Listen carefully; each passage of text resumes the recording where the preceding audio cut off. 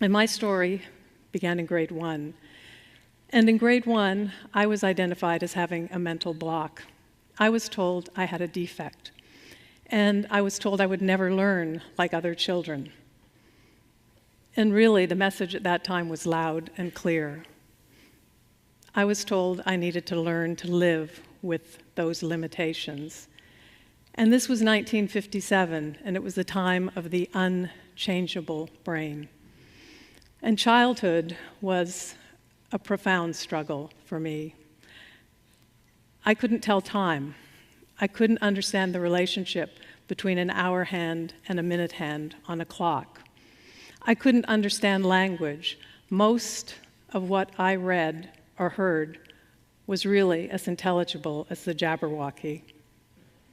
I could understand concrete things. If somebody said to me, the man is wearing a black coat, I could paint a picture in my head, and I could understand that. But what I couldn't do was understand concepts or ideas or relationships. So lots of things were confusing.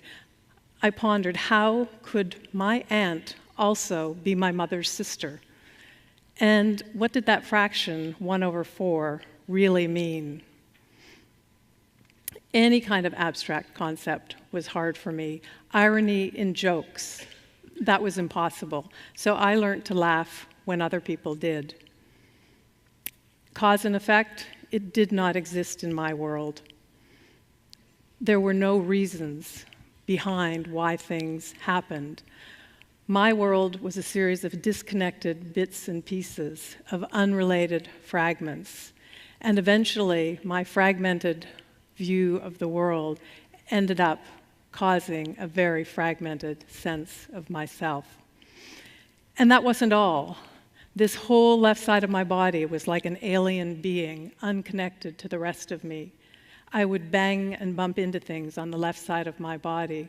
If I picked up anything in this left hand, I would drop it.